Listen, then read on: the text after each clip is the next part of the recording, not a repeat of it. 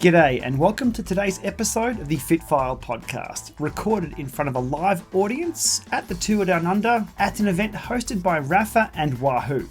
We've done the best we can with the audio provided. I think it's come out okay, and the video, if you're watching the video version of this, was just simply from a GoPro we propped up in front of us and hit go, so apologies for that not being Hollywood quality. The topics we discuss in this episode range from power meters of the Pro Peloton 2020, pro team data usage, product development insights from Wahoo, some very interesting insight into pro level coaching with Neal Henderson, and we take questions from the audience. Okay, and with that, here's the show.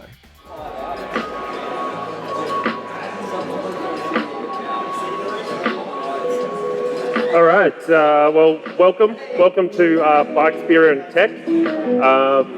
This is the third year we've done that. It started a few years ago when I just wanted to catch up with Ray and Shane for a few beers at the pub, and we decided to invite some people. And over the last couple of years, we've just tried a couple of different formats, and so here we are today. So just today, we're just going to kind of start things off with a bit of an intro. Let you know who we are. Then we'll go into a few just kind of questions to each other. If anyone has questions in the crowd that they want to ask, please, we'll make some time for that. And really anything's on topic. Doesn't have to be about Wahoo, it's just about bike tech in general, or beers in general. So I'll kick things off. So I'm Murray, I'm an engineer at Wahoo. I think I've been there for about 8 and a bit years on some level, right from when we were only about 4 people. So I've kind of worked on every product that we've made, our kickers, our bike computers, which is kind of where I am these days, hanging around the bike computers. And hands-on kind of engineer, so day-to-day features on the bike computers. So yeah, I'll just pass on to Neal. Hello, I am Neal Henderson, and I live in Boulder, Colorado. I'm currently the head of the sports science program for Wahoo Sports. I've been involved in endurance sports for quite some time. Used to race triathlon at the elite level for several years. I would say professionally, but I made more money doing other things. So I knew where I stood in the pecking order in that sport. I did volunteer with our first national teams for triathlon way back in 1996 before we entered the Olympic program. I've been part of our Olympic team staff in cycling at the 2012 and 2016 Olympics, especially the U.S. Women's Team Pursuit program as a pretty big highlight.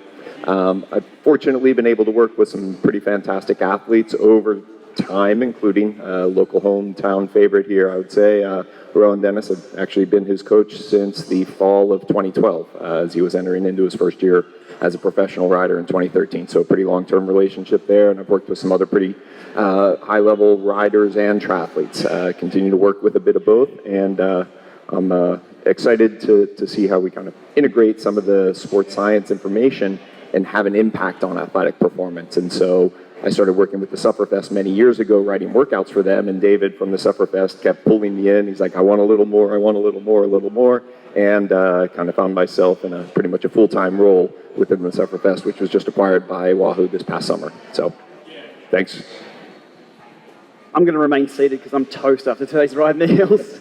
My name's Shane. You probably see me as GP Llama online. I didn't grow up with cycling. I grew up riding a bike, got into cycling very late. My background is IT and tech. Later on in life, I found cycling and found all the tech that comes along with cycling these days. And it just combined my two loves of tech, cycling, sport. Went on to compete full-time for a while there when I took some time off work and did okay around the places. And then just found YouTube, started uploading a few videos, people started watching, and I make a living out of that now. So I live and breathe the tech these guys make, and it's a lot of fun. So if I'm out there riding, it's because I love to, not because I need to. And that's about it. Hopefully you know the channel. If you're not subscribed, make sure you subscribe. My name is Ray. I was born July 29th, 1982. Seattle, Washington. So tech things. DC Rainmaker, for those of you that don't know who I am. Sports technology focus. This is, I think, the 3rd time I've been down here, 4th time, something like that. It's a great time for me to come down here and check all the early sports tech stuff of the season. So I like to see what all the teams are using for the 2020 season or the beginning of the season. It's kind of fun just to talk to lots of people, but I think the best part about coming down here is it's just so friendly. Like the whole tour, everyone here is just awesome. It's so much more chill and relaxed than like the Tour de France or the Giro or anything like that. It's cool. So hope we can chat a bit about tech here and have some fun. All right, I guess we'll kick it off. Did anyone have a question that they'd like to ask Ray, Shane, myself, or Neal to kick things off? Or not yet? All right, we'll get to there. Keep drinking beers. Well, probably my first one, you guys went out the other day and had a look at the power meters on the pro teams. And, what's the biggest changes you're seeing kind of in that market? It's a market that's changing a lot pretty rapidly. Especially 5-6 years ago, it was very different to it is now. So maybe just talk a little bit about the patterns you're seeing there and the data you kind of collected the other day.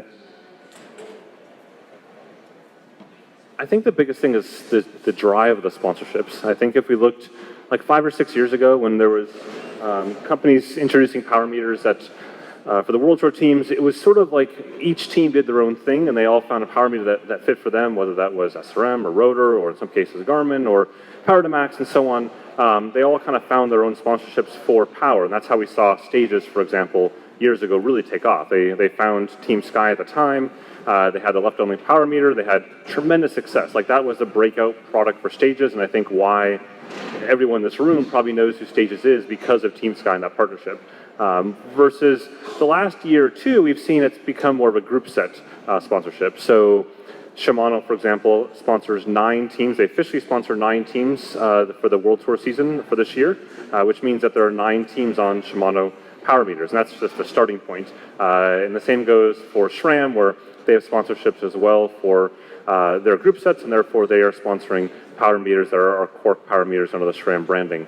And the same is true of Rotor and so on. So we've largely gone away from having individual power meter companies sponsoring teams to group sets, which in the case of 2020 meant that, like I kind of tweeted this out last night, sort of off the cuff, but it's true, will be the least accurate year for pro team power meters. Like if I look across the board at all the power meters on all the pro teams today, this year, like I would hate to be a pro rider out there on those power meters because they are the least accurate power meters we've had out there. They are not riding the most accurate power meters anymore. They're riding what the sponsors are. So I think that's interesting because that shows you the power of sponsorships. That shows you, the riders and the teams are going to go where the money is, which it's the way cycling works. That's fine. But it also means it may not be the best consumer choice, which I think is actually probably an interesting question more for Neal in how that impacts from a coaching standpoint, right? Like, because one of the comments I saw many, many times last night on Twitter was, well, it doesn't really matter because if the data is consistent, which, well, it isn't, but it doesn't really matter if. So talk about it more from like a high performance coaching perspective and what that challenge is. Yeah, so I've had multiple athletes on teams where you have a certain product that you have to use. We can often see that, okay, we have an issue, we have some discrepancy, and we often have to go out and do some testing.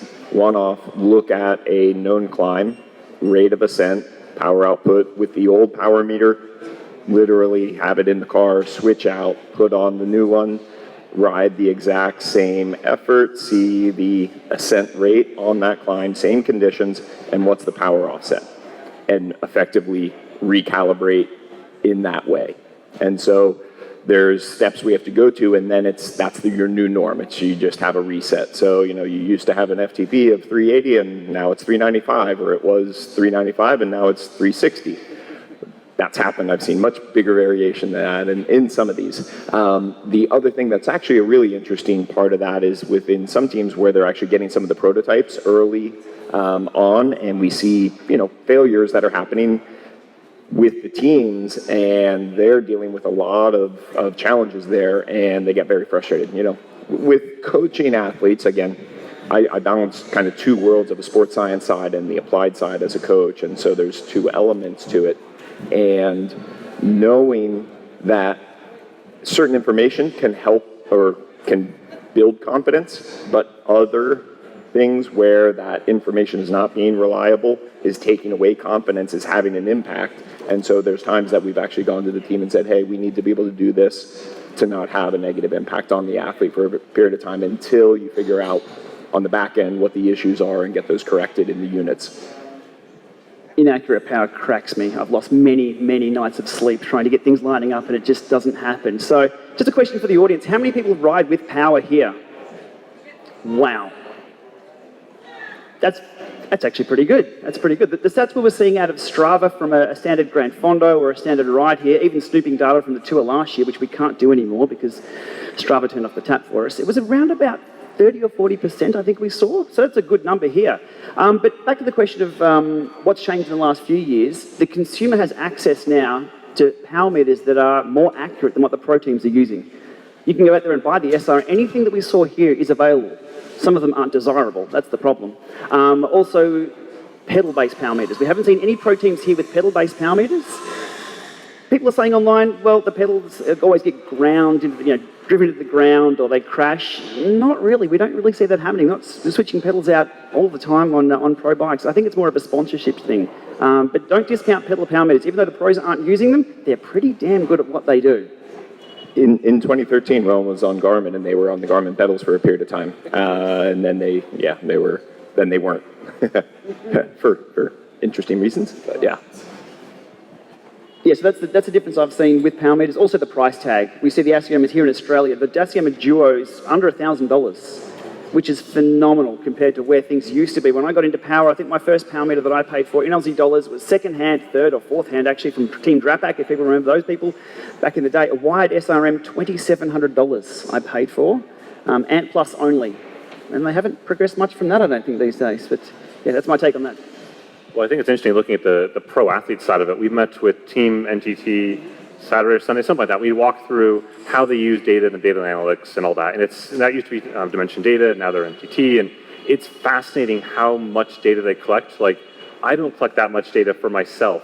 And that they collect that much data for every single rider on everything from sleep to weight in the morning, weight to pre-race, weight to post-race, like it's mind-boggling how much data they collect. But most importantly is the data that they leverage for recruitment. And they pulled up data that they use for recruiting, and power is that big thing. So if you imagine you're a rider, that is your resume now. Your power meter accuracy is absolutely your resume. Now, it might work in your favor if your power meter is overstating your goals, but if it's understating or if it's unreliable, that's going to hurt your resume. And in their case, they talked about how they are demanding from their riders that recruit 1 to 2 years worth of data at a minimum. And they want every single file, every training, every racing file. They'll pull that into their software and they'll just run the numbers. And it's just simply, it's like getting a test result back. Like you just look at that and go, yep or no. And it's almost as black and white as that. And then from there, they can decide whether or not they can take that rider and move them to the next level. But if their baseline power data isn't there,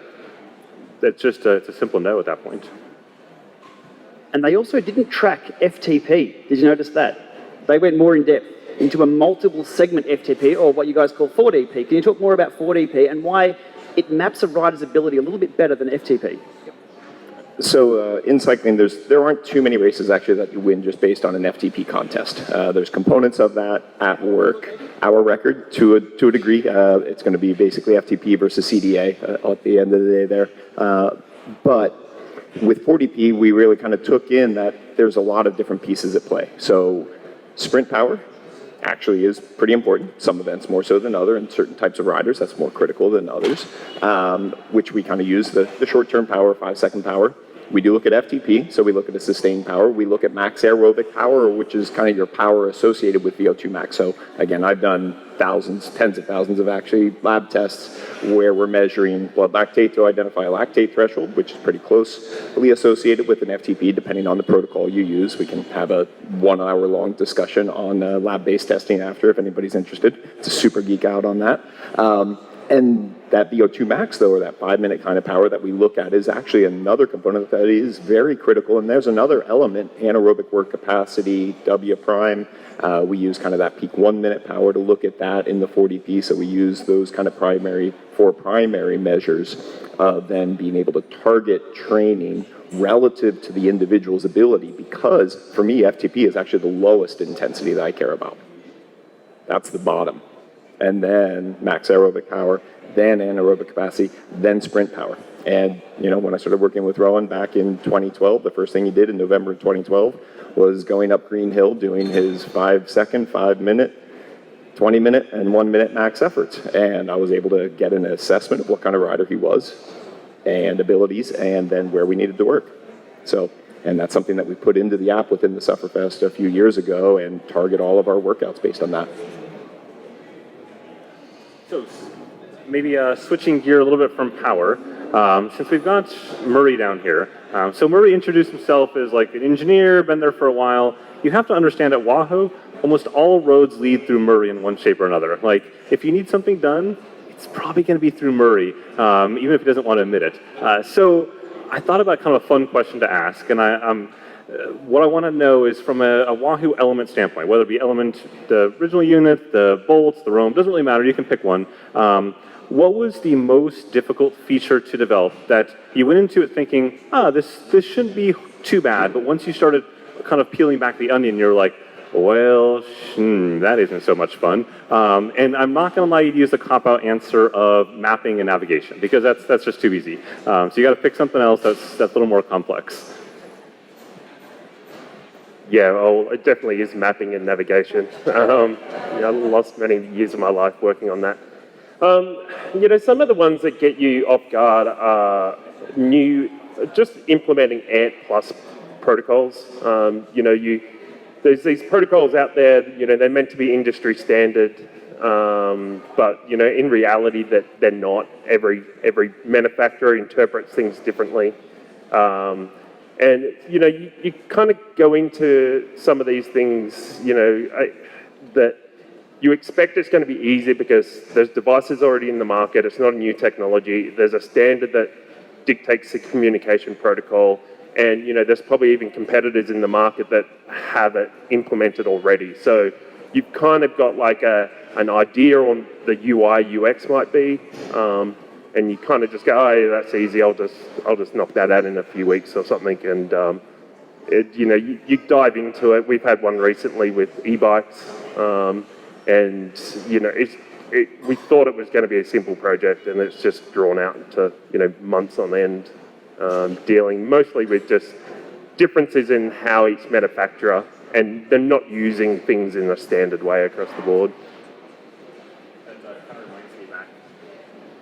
So back in the day, if you remember from a cork standpoint, they used to have, we're talking like 7-8 years ago, they had a checkbox that you can enable on the cork power meters to go ahead and make it compatible with SRM head units. That was back when people actually used other power meters with SRM head units, or even used SRM head units at all. And in order to make this work, there was a checkbox. The name of the checkbox was German compatibility mode, because SRM didn't follow any of the standards for ANT+, even though they theoretically followed the standards for ANT+.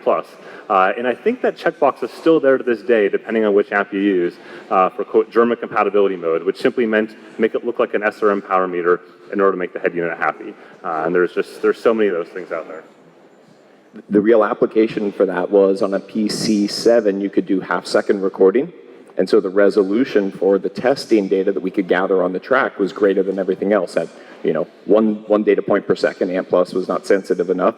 We either had to use a scientific SRM with 10 data points per second, or a Quark at 2 data points per second gave us adequate resolution for actually some of our on-track aerodynamics determination, which is, again, a big part of what I did with our Team Pursuit squad and being able to actually get on the track, because wind tunnels are nice and we can define lovely shapes that are incredibly slippery in a stationary position.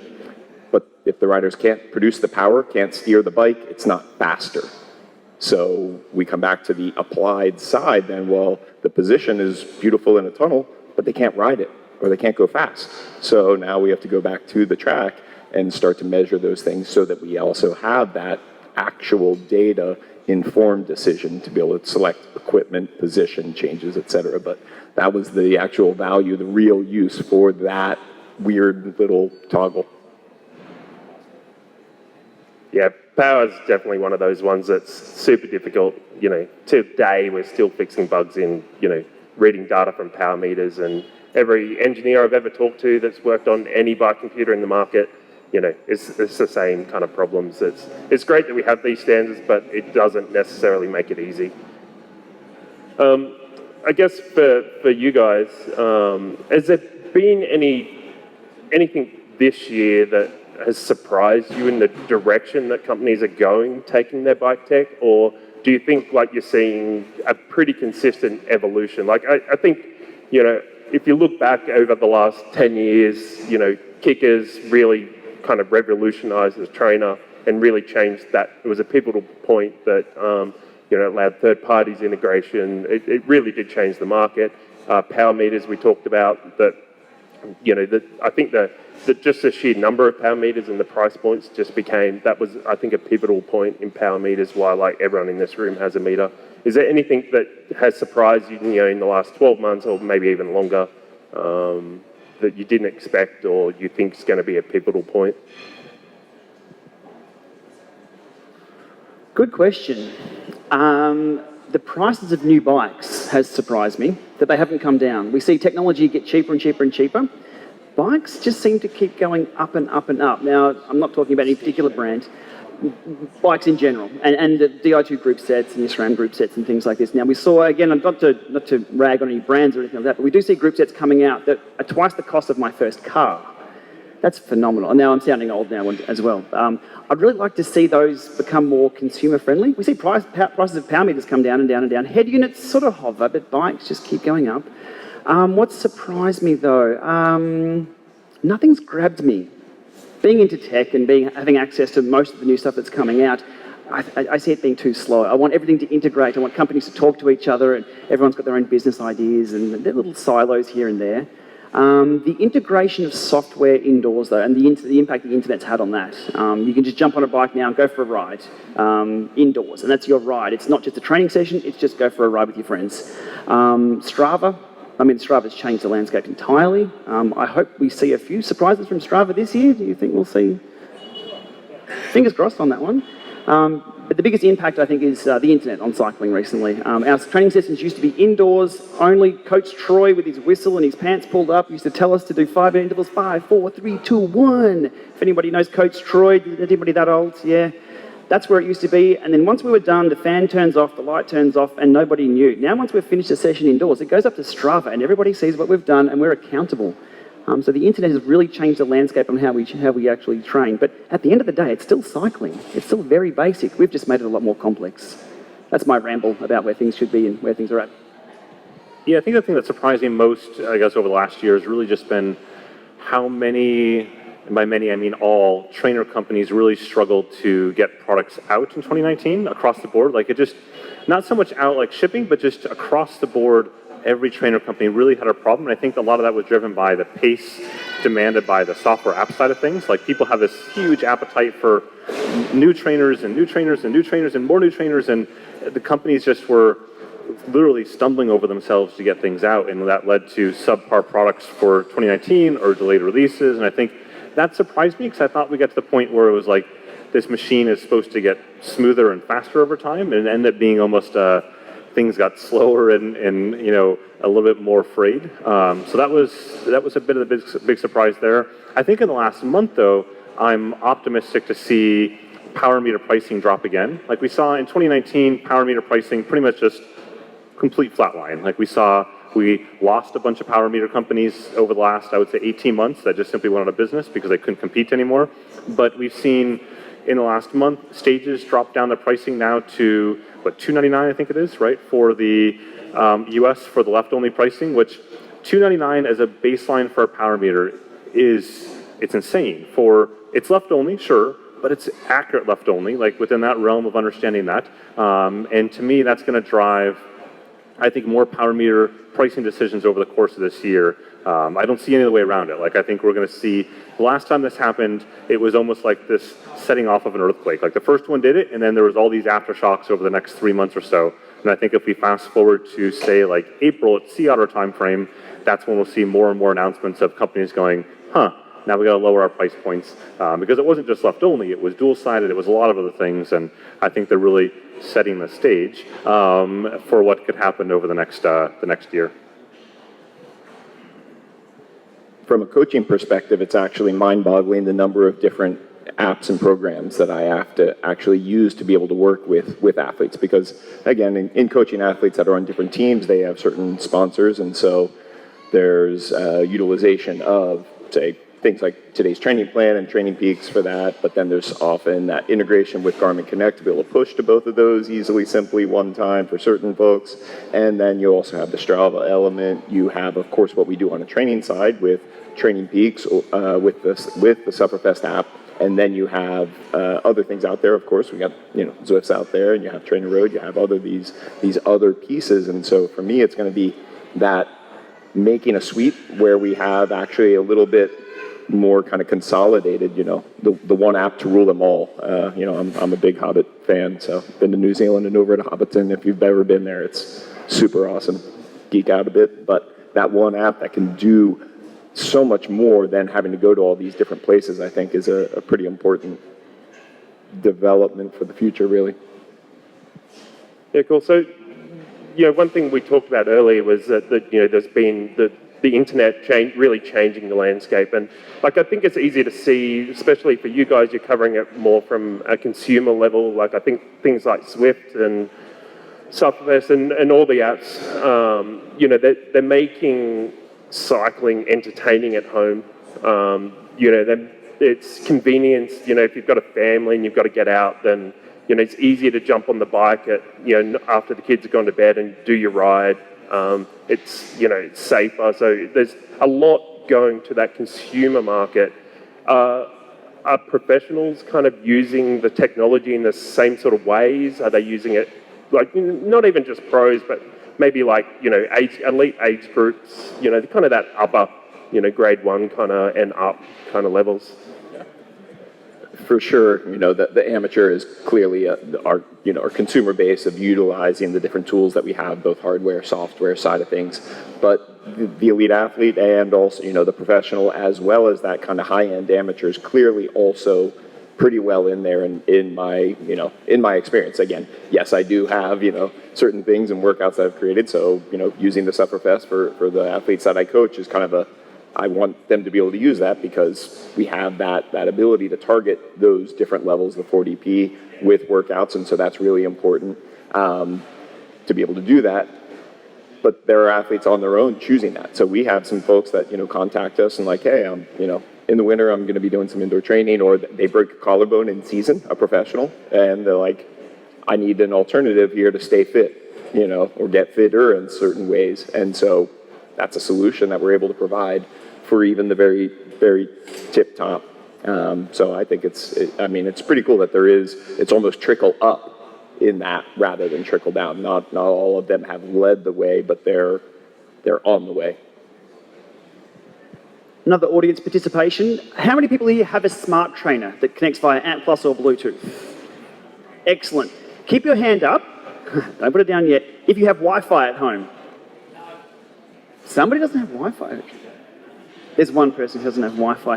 One for Murray, to put Murray on the spot.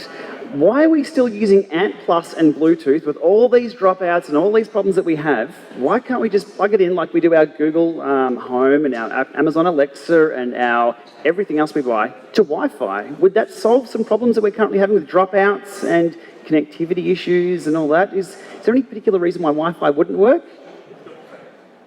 Wi-Fi, it's got the same difficulties that Bluetooth. They're on the same frequencies. The protocols are different, and there can be a little bit more redundancy, in some of the Wi-Fi protocols. I guess it's there's a few things out there. MPE have their little WASP device that is kind of like an Ant to Wi-Fi bridge, but I guess no one's pushing any standards in that market. So as manufacturers, there's already too much to do.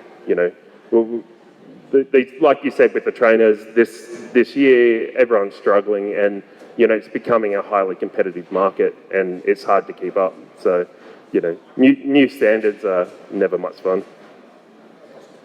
I ran a computer trainer studio, way back in the day, and one word, DIN cable.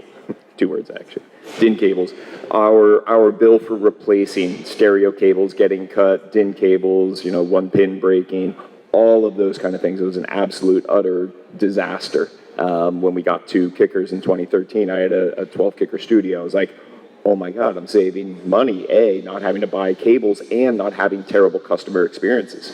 Because whatever CompuTrainer, you know, the cable's broken and that one doesn't work now, you know, and somebody stepped on it with their cleat and that's it, workout's over. That was not an issue, is not an issue with Kicker and the wireless. Even though sometimes there were some communication issues, we were able to solve it with either WASP or using more antenna bridges, you know, ANT plus bridge, you know. So I like the way we've gone. There's still opportunities for sure, but. Yeah, I think for me, I'd love to see Wi-Fi used mainly from an updating standpoint. Like to speak the unspeakable word, I bought a Peloton bike recently, and what's fascinating about it, it's always connected via Wi-Fi and has a display there. So like the just works factor is mind-bogglingly high because it just works. Like there's no other way around it. It just works every single time. And one of the things that it's great about it is the Wi-Fi connectivity. Not so much for classes and all that because that's required for streaming video, but for updates. Like the other day, I just turned it on. I said, hey, we download an update overnight. Can we install it right now? Just like what would happen on any other smart device you have in your house these days, where it's just, it downloads the update behind the scenes, and that keeps everyone on that same like playing field for features and connectivity. To me, that's what I would love to see the Wi-Fi for, is just that behind the scenes quiet updating that happens at 2 in the morning when you're hopefully not on a trainer, and just life kind of continues forward. It does, kind of, yeah. So my 2 cents. All right, has anyone got any questions or topics? Yep. The question asked was regarding Wahoo acquiring Speedplay and what their power meter plans are. Mike, yeah, so the question was, Wahoo bought Speedplay not too long ago, and you know, currently there's no Speedplay power meters on the market. So, you know, what's our plans? I guess I can defer to Mike, our CEO. Maybe you can go chat to him some and...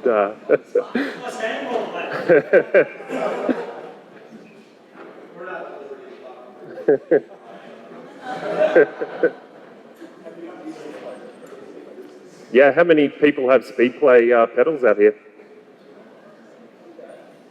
Yes. Cool. Any other questions? Yep. A question for Neal asking what people screw up most often with their training. General endurance, easy stuff isn't easy enough. Truly hard stuff isn't hard enough. That's a repeating pattern for decades I watch and see. Clearly in training, that is the #1 mistake. If you don't do your general endurance work at a low enough intensity, you will not be able to do the highest quality work, which is where the physiological adaptations and changes occur in many cases effectively. And so you have to do that, and that's a hard thing. So, you know, I am not on the high, lots of tempo bandwagon. I never was. That's just not a way of training that I've seen the most high-performing athletes utilize over time. Do all of your athletes have power meters so they cannot pull the rug over your eyes at all in regard to that? If they said, I've gone out and gone easy, and they're doing harder efforts or chasing comps, you can tell, can't you? Because everyone's on a power meter pretty much? Yeah, heart rate and power. Again, I'm not coaching machines. I am coaching people. They are sentient, usually, individuals, but they have a physiological response. We are monitoring the load and the work that they're doing, the output side. That kind of seems like a machine in some way, but there's a physiological response to that. And so assessing those kind of coupled or uncoupled changes is really what gives a good indication of that. So the advice that I often give is, you know, just because you can doesn't mean you should. You know, you can go and ride harder consistently all the time, but if you're not getting faster for having done so, why are you doing that? You're wasting your time and energy. The question asked here was regarding Zwift getting into indoor cycling hardware, trainers or smart bikes. I expect them to duplicate the kicker bike in the back. I mean, to be honest, like that's what their job postings say. Their job postings are crystal clear. Like if you were ever to create a job posting, I mean, Zwift, usually like Silicon Valley firms are a little more creative in their job postings on how they phrase them as to what they're building. Zwift missed that particular understanding of the job postings when they posted all the job postings back a couple months ago for their new hardware division, because they just checked off the technologies one after another. They went after like actuators and LAN Ethernet connectivity. Like they literally just went down the list of here's my bill of materials for building a indoor bike, and here is the job requirements for each one of those things. So I think, now the question is 12 to 18 months, and that's tricky. I don't think Zwift can build a Zwift bike, which in my mind has to be a blend between a kicker bike and a peloton bike. Like that's, in my mind, that's the success bar, is that it has to be something that has a display built in, that is completely all-inclusive, and it has to have a lot of the same traits of a kicker bike.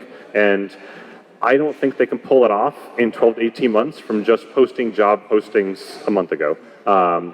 However, every company in the indoor trainer space is for sale at some price or another. Some of them are more for sale than others, and so, you know, I think if they went after something like a Watt Bike, who has the majority of those pieces with their Atom X offering that they have for the commercial line, if they took that and then tweaked that, they could absolutely pull that off in 12 to 18 months and rebrand that as a Zwift bike. But if they want to go it from scratch, I think that's minimum a 2-year effort, depending on how much money I throw at it. And there's only, like, I think as Wahoo knows, and if we look at all the indoor bikes that you see in the pavilion out there, all these companies have plenty of money to throw at building these bikes, whether it be Wahoo or Garmin or even Stages. Money only gets you so far. Like, there's an element there of engineering and trial and error and repeat and repeat and repeat until you get something that works. And I think if you asked all 3 of these companies how long it would take them to get those bikes out, like especially Tax, for example, they had hoped to be shipping a year ago, and now they're like half shipping and unshipping and reshipping. It's really, really hard, really, really hard. So I'm looking forward to it, though. I think I'm not looking forward to it from a competitive standpoint. I think it's bad when the current monopoly on software is also making hardware. But I think it's good for competition in this landscape to have other options. Yeah, like, you know, making hardware is hard. You know, Kicker Bike took us years to make, and we had experience, a lot of experience in making trainers. Tax, a lot of experience in making trainers, and, you know, their bike took years as well. It's not something that, you know, even experienced people can turn around and, you know, create these products in such a short time. It is a process that takes, you know, years in the making to bring a new product to the market. Any other? Yep. An audience question here was commenting on the reliance of tech, taking away from just riding a bike. The skills required to descend and handle a bike aren't learned indoors.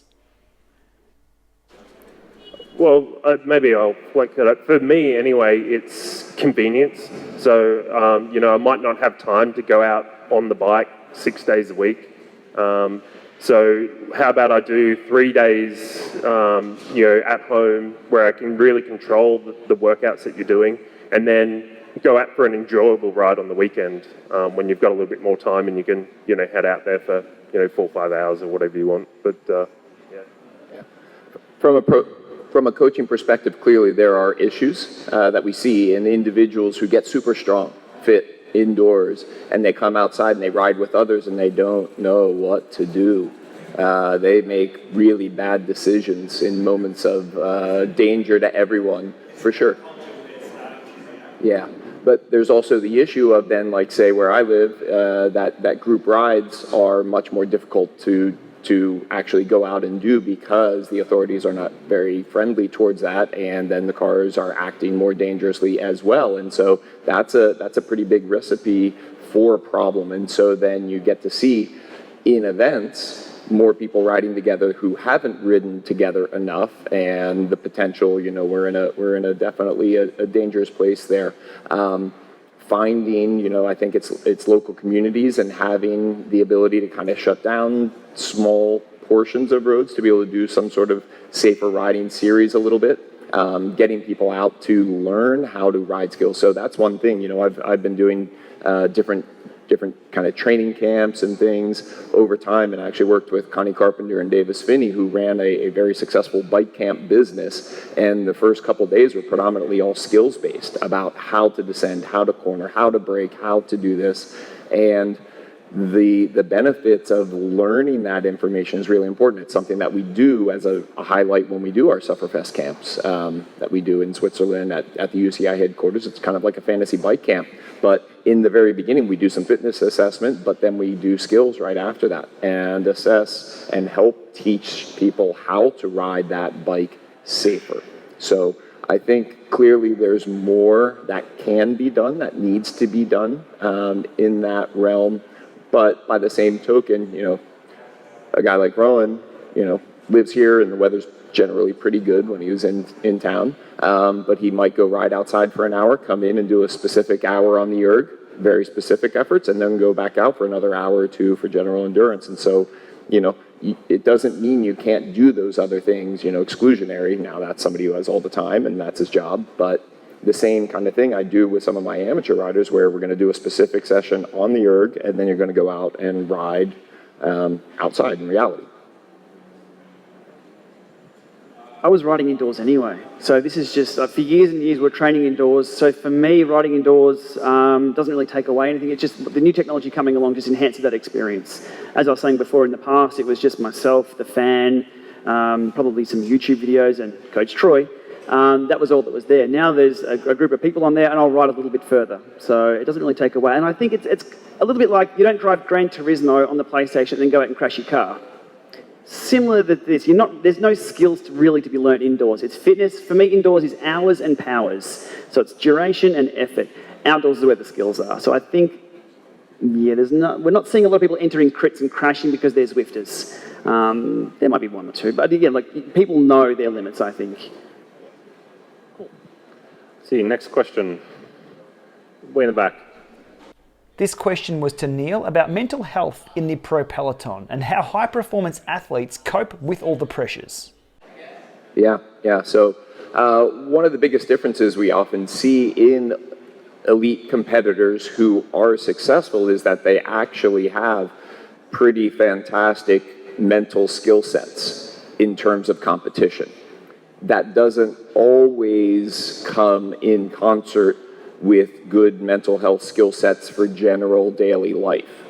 And so we are sometimes finding individuals who are exceptionally capable in certain channels, but have a deficit in others. And so pulling back and assessing that is clearly a part of it. That also does happen with a physical sense. So we can be training, especially in cycling, it's a fairly linear thing. We have very little lateral motion. And so we can have somebody who's so high strung in terms of that preparation specific to the task, but they fall apart if they move sideways.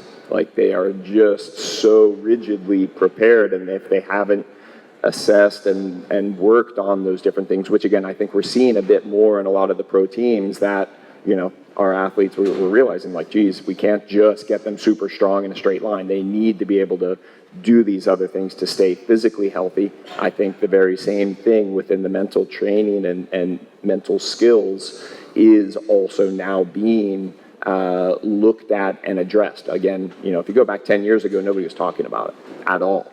So the fact that there is discussion, and it's normal. I mean, I don't know what the exact, each country is a little bit different, but population of individuals that have some level of mental challenges, or are issues that they're dealing with in some way is fairly high. And so you wouldn't, imagine that population is immune to it, and in some cases might even have a higher prevalence in some cases. So I'm happy to hear people talking about it and being able to address it. So I have several mental health professionals that I use as referral sources for athletes, and sometimes there's a pure performance side of it, and sometimes it's it's not a pure performance side. This is something else that's going to help you. Getting ready for a meeting. All right, any more questions? No, that's it. Did you guys have anything else you wanted to?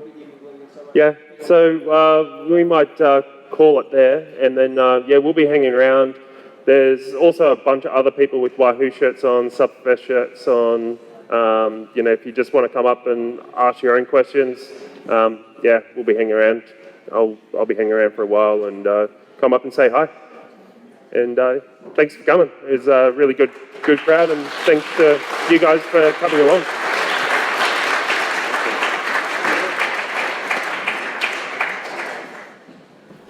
Okay, that's a wrap for today's episode of the Fitfile podcast, live from the Tour Down Under. Thanks for listening or viewing, and stay tuned for more episodes soon.